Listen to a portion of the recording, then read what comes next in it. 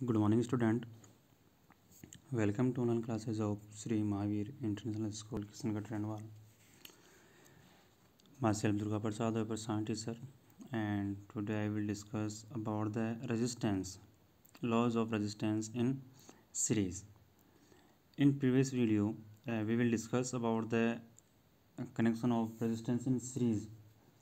Series के अंदर अपने कनेक्शन पढ़ लिया था, वापस उसको थोड़ा रिवाइज कर लेते हैं कि the law of resistance series, इसमें क्या क्या होता है कि जो करंट होता है वो क्या रहेगा, हमेशा सेम रहेगा। मैंने बता दिया था पिछले वाले वीडियो में। टोटल जो वोल्टेज है अक्रॉस द कॉम्बिनेशन वो क्या रहेगा, sum of the voltage dropped V1 plus V2 equals to plus V3। It means में वोल्टेज क्या रहेगा, चेंज रहेगा। Voltage dropped across any register is proportional to its resistance. V1 equals to IR1, V2 equals to IR2 and V equals to IR3। ये जो derivation था इसका मैंने आपको बता दिया था। इक्विवेलेंट रेजिस्टेंस क्या रहेगा, sum of the individual resistance. तो R series equals to R1 plus R2 plus R3 and equivalent resistance is larger than the largest individual resistance. इसका मतलब क्या होगा कि जो इक्वल रेजिस्टेंस होगा वो क्या होगा, मेरा जो लार्जेस्ट रेजिस्टेंस होगा उसके ही इक्वल होगा। वापस इसको मैं आज समझा देता हूँ डायग्राम से। देखो जो कनेक्शन होगा वो मेरे पास ये होगा, ये कोई वायर है, ये रेजिस्टेंस हो गया R1, ये दूसरा रेजिस्टेंस हो गया मेरे पास R2 और ये तीसरा रेजिस्टेंस हो गया मेरे पास R3। इसको कनेक्ट कर दिया मैंने किससे, एमीटर से, और यहाँ पर कनेक्ट कर दिया मैंने बैटरी, और ये हो गई की।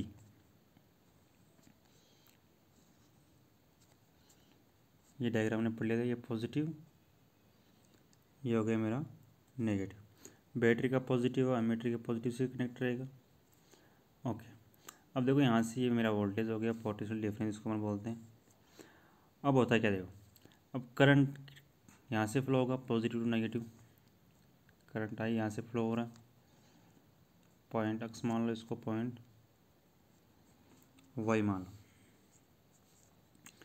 अब करंट यहाँ से फ्लो हो रहा है। अब देखो करंट की डायरेक्शन चेंज नहीं है क्योंकि करंट वो स्ट्रेट एक ही वायर में फ्लो कर रहा है। तो इसमें करंट आई है वो आई यहाँ रहेगा, आई यहाँ रहेगा मेरा, और आई यहाँ रहेगा, और फिर यहाँ से वापस आई है वो नेगेटिव के पास में आ जाएगा।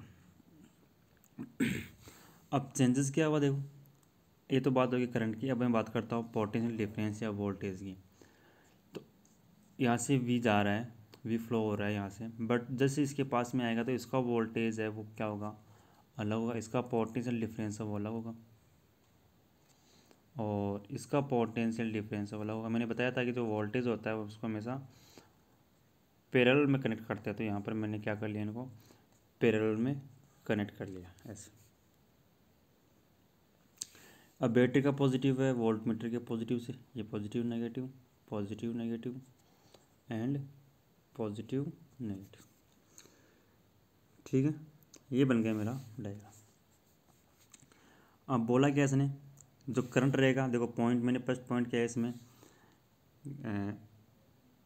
The current flow through each resistor is same. ये मैंने लिखा है कि जो करंट होगा वो क्या होगा, सेम होगा। Total voltage across the combination equals to V1 sum of the voltage. यहाँ पर जो वोल्टेज होगा V वो तीनों के सम में होगा, क्यों डिवाइड हो गए ना यहाँ पर। तो V1 plus V2 plus V3, ये तुमने लिखा है। ठीक है, तो according to Ohm's law we know that V equals to IR। ये टोटल मेरे पास पोटेंशियल डिफरेंस हो गया। ठीक है, तो इसके लिए क्या हो जाएगा, V1 ये V2 हो जाएगा मेरा, और ये क्या हो जाएगा V3। ठीक है, तो V1 के लिए टोटल वोल्टेज क्या हो जाएगा IR1, इसके लिए क्या हो जाएगा IR2, इसके लिए क्या हो जाएगा IR3। देखो करंट चेंज नहीं हो रहा ना, और V क्या हो जाएगा मेरा IR हो जाएगा। ठीक है, अब IR equals to I common आ गया इसमें, then R1 plus R2 plus R3, आई से आई क्या हो गया, कैंसिल हो गया। Then what is the effective resistance of in series connection, तो R S equals to R1 plus R2 plus R3 plus dash dash dash R। तो ये हो गया मेरा टोटल रेजिस्टेंस। ठीक है, तो लास्ट पॉइंट मैंने क्या लिखवाया था, the equivalent resistance, fourth point क्या अपना, the equivalent resistance equals to sum of the individual resistance, और ये मैंने लिखा है, ये इक्वल रेजिस्टेंस हो गया मेरा। ठीक है, ये किसके इक्वल है, सम ऑफ द इंडिविजुअल रेजिस्टेंस के इक्वल है। अब इसमें लास्ट वाला पॉइंट बहुत ही इंपॉर्टेंट है, the equivalent resistance is larger than the largest individual resistance. इसका मतलब क्या हुआ कि इसमें जो इक्विवेलेंट रेजिस्टेंस आएगा मेरे पास, ये जो मेरे पास इक्विवेलेंट रेजिस्टेंस है, टोटल रेजिस्टेंस, इसका जो रेजिस्टेंस है वो जो इंडिविजुअल रेजिस्टेंस है, इनमें जो सबसे ज़्यादा रेजिस्टेंस होगा उससे भी क्या होता है, ज़्यादा होता है किसका रेजिस्टेंस, टोटल रेजिस्टेंस का। कैसे, देखो एग्जांपल के देखना कि जो R1 है मेरे पास, उसकी वैल्यू मेरे पास 3 ओम है। ठीक है, जो R2 है उसकी वैल्यू मेरे पास 4 ओम है, और जो R3 है मेरे पास उसकी वैल्यू है 5 ओम। तो टोटल रेजिस्टेंस कितना हो गया, R S equals to 3 plus 4 plus 5, तो टोटल रेजिस्टेंस कितना हो गया मेरे पास 12 ओम। तो ये मेरे पास क्या आ गया, टोटल रेजिस्टेंस आ गया, ये मेरे पास टोटल रेजिस्टेंस है। और ये क्या है, मैक्सिमम है, और जो इंडिविजुअल रेजिस्टेंस है उसमें मैक्सिमम कितना है, 5 है। तो ये वाला पॉइंट है लास्ट वाला, कि जो इक्विवेलेंट रेजिस्टेंस होगा वो इंडिविजुअल रेजिस्टेंस से भी क्या होगा, बहुत बड़ा होगा, बहुत लार्जेस्ट होगा। ठीक है, तो ये था अपना सीरीज कनेक्शन।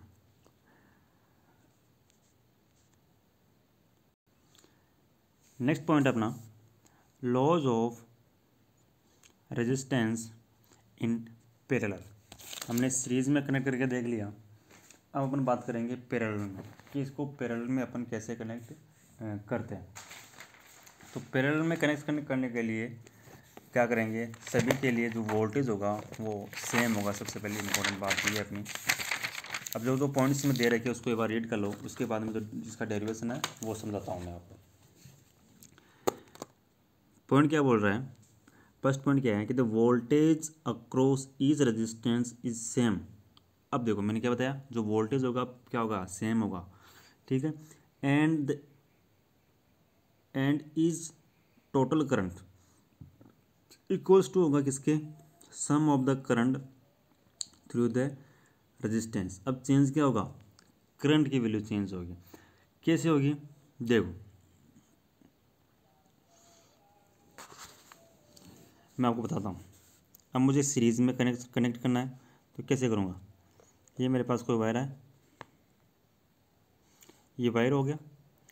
ठीक है, ये पॉइंट एक्स। अब देखो मुझे पैरेलल में करना है, तो ये कोई वायर आ रहा है यहाँ से, तो ये क्या हो गया मेरा पैरेलल हो गया।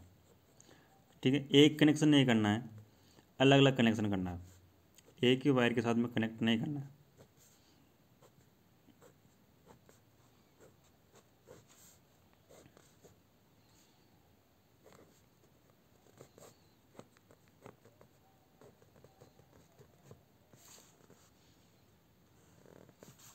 ये मेरा डायग्राम हो गया, ये पॉजिटिव नेगेटिव पॉजिटिव नेगेटिव। देखो ये वाला मैंने यहाँ पर ऐसा क्यों किया है, क्योंकि ये करंट क्या होगा, चेंज होगा, और जो वोल्टेज होगा इसमें सेम रहेगा। कैसे, देखो यहाँ से ये वी हो गया मेरे पास, यहाँ से करंट फ्लो हो रहा है आई, ये आई, ये आई, ये पॉइंट इसको मान लो आप ए, इसको पॉइंट मान लो B, sorry A and B. अब करंट यहाँ से जाएगा, यहाँ पर आई जा रहा है, आई फ्लो हो रहा है, पर जैसे पॉइंट ए पर आएगा करंट है वो डिवाइड हो जाएगा, यहाँ पर I1 हो जाएगा, यहाँ पर I2 हो जाएगा, और यहाँ पर क्या हो जाएगा, I3 हो जाएगा। करंट क्या हो गया, डिवाइड हो गया, I1 I2 and I3। Resistance मान लो इसको R1 R2 एंड R3। ठीक है, अब इनके लिए जो वोल्टेज होगा, पोटेंशियल डिफरेंस होगा, वो सभी के लिए क्या रहेगा, सेम रहेगा। सभी के लिए क्या रहेगा, सेम। ये पॉजिटिव ये नेगेटिव। मालूम कैसे चला कि बैटरी का पॉजिटिव हो वोल्टमीटर के पॉजिटिव से और बैटरी का पॉजिटिव हो एमीटर के पॉजिटिव से, दोनों जिस डायरेक्शन में चल रहे हैं वो चार्ज है अपने को लिखने हैं। तो ये हो गया अपना वोल्टेज, और सभी के लिए भी क्या रहेगा, सेम रहेगा, इसके लिए भी सेम रहेगा, इसके लिए भी सेम रहेगा। ठीक है, तो ये तो हो गया मेरा फर्स्ट पॉइंट कि जो करंट होता है वो क्या रहेगा, डिफरेंट रहेगा। क्या लिखा है मैंने, voltage across each current each resistor resistance is same. Voltage क्या रहेगा, जितने भी रेजिस्टेंस है मेरे पास उन सब के लिए सेम रहेगा वोल्टेज, एंड टोटल करंट क्या रहेगा, वो चेंज हो जाएगा। थर्ड पॉइंट क्या है मेरे पास, current through various resistance are inversely proportional to the individual resistance. कैसे, because we know that according to Ohm's law V equals to I R, then I equals to क्या हो जाएगा, V अपॉन आर, यही होगा। ठीक है, तो ये हो गया मेरे पास टोटल करंट। टोटल करंट मेरे पास कितना है, V अपॉन आर, फिर क्या हुआ आगे जाकर यहाँ पर डिवाइड हो गया। तो अब मेरे पास टोटल करंट है वो कितना आएगा, वो मुझे फाइंड करना पड़ेगा। तो क्या है, the reciprocal of equivalent resistance sum of the reciprocal of resistance. अब ये कैसे हुआ, देखो टोटल रेजिस्टेंस करंट मेरे पास है I equals to V upon R. ठीक है, अब मुझे इक्विवेलेंट जो इक्विवेलेंट रेजिस्टेंस है इन सीरीज पैरेलल कनेक्शन में वो मुझे फाइंड करना है। कैसे करूँगा फाइंड, देखो according to Ohm's law we know that I equals to V upon R.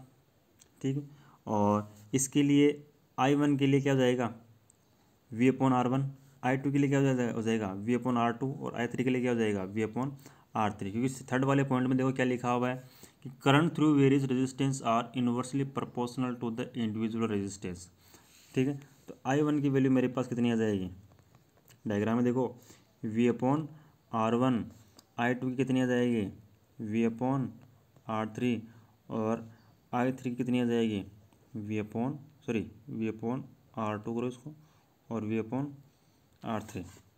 ठीक है, टोटल रेजिस्टेंस सेकंड वाले पॉइंट में देखो क्या होता है, total current the sum of the current through the individual resistance, then I equals to I1 plus I2 plus I3। I की वैल्यू मेरे पास है कितनी, V अपॉन R ये लिखी हुई, और I1 की वैल्यू मेरे पास रही ये कितनी है, V upon R1 plus V upon R2 plus V upon R3, then V upon R equals to, इसमें सभी में देखो V कॉमन आ रहा है तो V कॉमन आ गया, क्या हो गया 1 upon R plus R1 plus 1 upon R2 plus 1 upon R3, V से V कैंसिल, तो 1 upon R equals to 1 upon R1 plus 1 upon R2 plus 1 upon R3। ये आ गया मेरा total resistance in connection parallel. ठीक है, तो फोर्थ वाला पॉइंट जो क्या है, द रेसिप्रोकल, ये क्या है, the reciprocal of equivalent resistance equals to the sum of the reciprocal of individual resistance. Fifth वाला पॉइंट क्या है मेरे पास, equivalent resistance is less than the smallest individual resistance. Fifth वाला पॉइंट है बहुत इंपॉर्टेंट है। क्या बोल रहा है फिफ्थ वाला पॉइंट, कि जो इक्विवेलेंट रेजिस्टेंस है उसकी वैल्यू आएगी जो इंडिविजुअल रेजिस्टेंस है उसमें सबसे जो स्मॉल रेजिस्टेंस है उससे भी कम आएगी। कैसे, इनकी वैल्यू रख दो रेजिस्टेंस की, सपोज ना 2, 3, 4 ओम है, तो इक्विवेलेंट रेजिस्टेंस मेरे पास क्या हो जाएगा, इक्विवेलेंट रेजिस्टेंस मेरे पास क्या हो जाएगा, देखो R1 की वैल्यू पास मैंने रख ली 2 ओम, R2 की रख ली मैंने 3 ओम, और R3 की रख ली मैंने 4 ओम। तो इक्विवेलेंट रेजिस्टेंस क्या होगा, तो 1 upon R equals to 1 upon 2 plus 1 upon 3 plus 1 upon 4, तो 1 upon R equals to 12 LCM आ गया, 6 plus 4 plus 3 equals to 13 upon 12, then 1 upon R equals to 13 upon 12, then R equals to, ये opposite है तो opposite हो जाएगा 12 upon 13, तो R equals to 0 point something something ohm. तो देखो जो रेजिस्टेंस है उसकी सबसे वैल्यू कम किसकी है, 2 ओम सबसे कम है, बट जो इक्विवेलेंट रेजिस्टेंस आया वो क्या है, मिनिमम से भी क्या है, मिनिमम आया। तो इसमें रेजिस्टेंस क्या आ रहा है, कम आ रहा है। रेजिस्टेंस क्या आ रहा है, कम आ रहा है। जब रेजिस्टेंस कम आ रहा है तो इसमें इलेक्ट्रिसिटी क्या होगी, ज़्यादा फ्लो होगी, रेजिस्टिविटी क्या होगी, ज़्यादा फ्लो होगी। Okay, now next point is heating effect of electric current. What is the heating effect of electric current?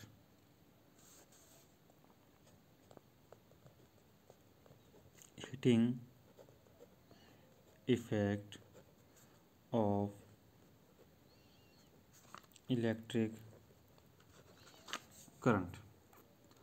What is the heating effect of electric current? उसके लिए देखो, what is the heating effect of electric current. उसके लिए देखो अपन क्या करते हैं, एक एग्जांपल लेते हैं। सपोज करना है मेरे पास कोई वायर है, किसी भी मेटल का मान लो आप, और इसमें इसके फिर इलेक्ट्रॉन्स होंगे। ओके, अब क्या करना, क्या अब मुझे इस इलेक्ट्रॉन को मूवमेंट करवाना है, तो इसके लिए मैं क्या लगाऊंगा, बैटरी लगाऊंगा, वर्क करवाऊंगा, तो इसके लिए मुझे पोटेंशियल डिफरेंस चाहिए। ओके, तो V equals to W upon Q, we know that V equals to W upon Q होता है कि वर्क करवाने के लिए, work done by per unit charge, that is called अपना पोटेंशियल डिफरेंस।